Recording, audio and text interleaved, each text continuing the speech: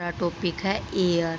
जो बहुत सारी गैसेस की लेयर है हमारी अर्थ के चारों ओर, उसको हम क्या बोलेंगे? एटमॉस्फेयर।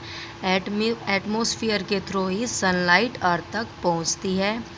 हम जो ये हमारा जो एयर का एटमॉस्फेयर है, हम उसको 5 कैटेगरीज में डिवाइड करते हैं: troposphere, stratosphere, mesosphere, ionosphere and exosphere.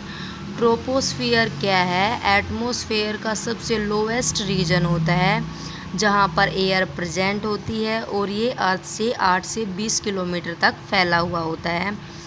बादलों का बनना, बिजली का चमकना, बादलों का गरजना, तूफान आना, ये सब कौन से रीजन में होते हैं? ट्रोपोस्फियर रीजन में होते हैं।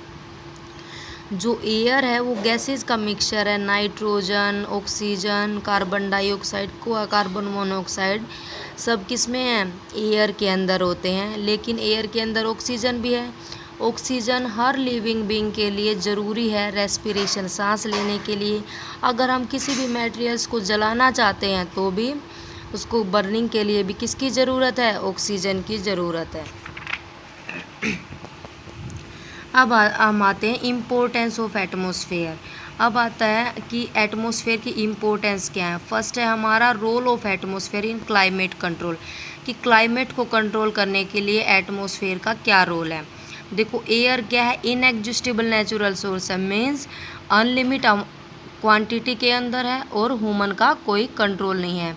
अगर इस संसार में हवा ही ना हो तो कोई चीज़ सर्वाइव ही नहीं कर सकती। ना कोई प्लांट सर्वाइव करेगा, ना कोई एनिमल सर्वाइव करेगा, ना बादल बनेंगे, ना बारिश आएगी।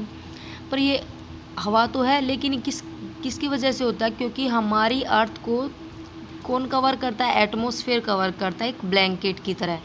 जो एयर है वो बैड कंडक्टर है हीट का, तो इसलिए अगर सडन इंक्रीज हो रहा है टेम्परेचर के अंदर या सडन डिक्रीज हो रहा है टेम्परेचर के अंदर, उसको मेंटेन कौन करता है? एटमॉस्फेयर करता है। देखो, सन से इक्वल डिस्टेंस पर मून है, इक्वल डिस्टेंस पर अर्थ है, लेकिन अर्थ पर सर्वाइवल पॉसिबल है, मून पर सर्वाइवल पॉसिबल नहीं है। क्यों नहीं है? क्योंकि मून के ऊपर एटमॉस्फेयर नहीं है। अब आते हैं मोमेंट ऑफ एयर, विंड। देखो क्या कह रखा है, एयर की मोमेंट का क्या कारण है। जो मोमेंट ऑफ एयर है वो जेंटल ब्रीज बनाती है या कोई भयानक तूफान बनाएगी, ये कौन डिसाइड करेगा। बारिश को कौन लेके आता है, ये सब हमें इनके क्वेश्चन आंसर ढूंढने हैं। देखो क्या कह रखा है, ये सब किसके कारण होता है? क्योंकि हमारे एटमॉस्फेयर में कुछ ना कुछ चेंज होता रहता है। वो चेंज किसके कारण होगा? हीटिंग ऑफ एयर, हवा के गर्म होने के कारण, या वाटर वेपर्स बनने के कारण होगा। देखो, जो सोलर रेडिएशंस है वो अर्थ के ऊपर आती है, उनमें से कुछ तो एब्जॉर्ब कर ली जाती है और कुछ को वापस भेज दिया जाता है। किसके द्वारा? धरती के द्वारा या कुछ वाटर बॉडीज़ के द्वारा। अब जो ये वापस भेजी गई रेडिएशन है वो क्या करेंगी? एटमॉस्फेयर को गर्म कर देती हैं और कन्वेक्शन करंट फ्लो करना स्टार्ट कर जाता है। अब बात है air moment in coastal areas.